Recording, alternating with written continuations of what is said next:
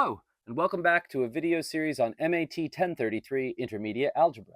My name's Sean Perry. This is video number 53 in the series, Simplifying Complex Fractions. So although the word complex here is a little bit of an abusive notation because we're not referring to complex numbers, a complex fraction is a fraction that has expressions involving fractions in perhaps the numerator and denominator. And the trick to working with these is to really just patiently apply the rules for fraction arithmetic to each part, getting a simpler and simpler expression as you go. We'll look at three kinds of examples of these. We'll look at numerical examples, examples involving variables, and examples involving rational functions of a single variable in that order. As a first example, let's look at a fraction divided by another fraction. This is a fraction with a fraction in the numerator and denominator. The trick to working with this is just to rewrite it as division, and then division of a fraction by another fraction is multiplication of that first fraction by the reciprocal of the second fraction.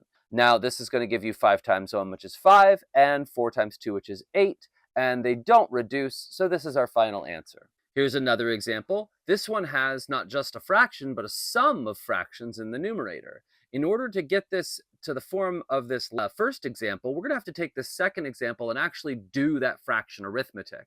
Remember, to do that, we need to get like bases. So we multiply by a 3 over here, top and bottom. We multiply by a 2 over here, top and bottom. And then we are going to have common bases, a common 6. Adding the 3 and the 2 together, we get 5.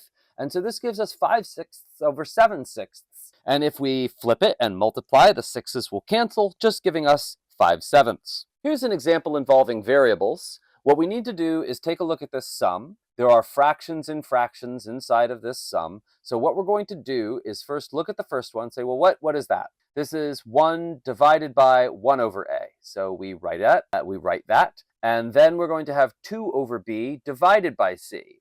That's 2 over b divided by c. Well, okay, let's rewrite this as multiplication by a reciprocal. Here we can see that actually we would just get a. We would just get a here. This is going to be 1 times a over 1. That's just a. And then we have 2 over b times 1 over c. That is 2 over bc. Now, in order to add these together, though, I still need to visualize a as a fraction, a over 1, because what I'm going to do is multiply by bc on the top and bottom to get like bases. Once we do that, we get abc on the top, bc on the bottom, and then I can add that to 2 over bc. So we get abc plus 2 over bc. Here's another example involving variables. I have 1 over x plus 1 over y over 1 over x minus 1 over y. Now, for both the top and bottom, there's sums and differences of fractions. We need to carry that out. So we multiply to get like bases. A y over here, top and bottom, and an x over here, top and bottom will do that. And we'll wind up with just common bases of yx. Then we flip that and multiply,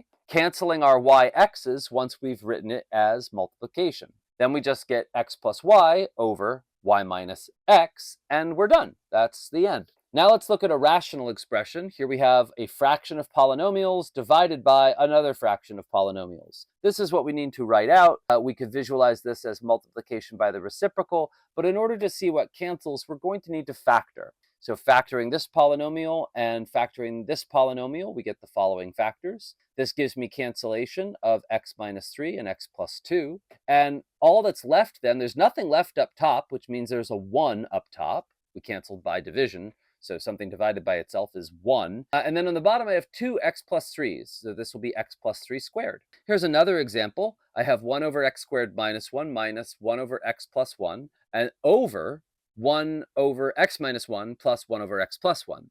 So the main idea here is going to be we need to do this subtraction and do this addition first.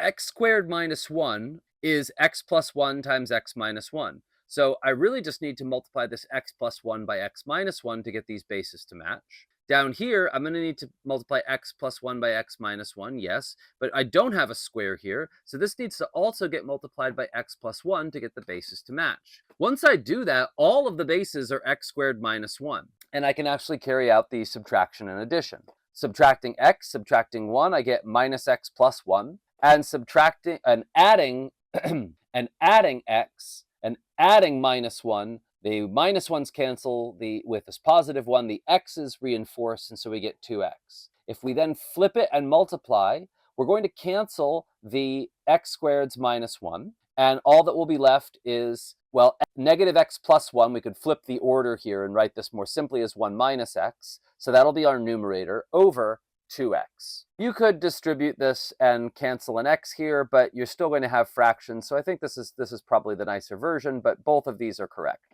Okay, let's do some practical exercises. Pause your video at this time. You're going to go through each of these and try to simplify the component expressions using fraction arithmetic and the properties of factored polynomials, and then combine everything together. Give that a shot. Okay, let's see how you did. So the first one, we need to carry out this addition first, multiplying by x plus 1 top and bottom against the 1 over 2x, and multiplying by 2x against the 3 over x plus 1. We're going to wind up with x plus 1 plus 6x as our numerator. Now I could combine that to give me 7x plus 1, and I could factor the bottom of this denominator as x plus 1 squared. When we rewrite this as multiplication by a reciprocal, one of those x plus 1s will cancel and one will remain in the numerator. And so that's going to wind up giving us 7x plus 1 times x plus 1 over, and then we have 2x times x squared, that's 2x to the third. Now you could leave it like this, you could FOIL it out, either one are fine. There's not going to be any more cancellation at this point because this top is already factored. You can see the cancellation here. Okay, that's going to be it for this one. Here's the last one. We want to do this subtraction, but before we can, we really need to simplify this compound fraction here. So we factor it, writing this as the difference of two squares. That cancels with each one of these numerators, and we wind up with that compound fraction looking like 1 over x minus 2 over 1 over x minus 3. Flipping that and multiplying, we're going to wind up with x plus 3 over x plus 2 minus x minus 3 over x minus 2.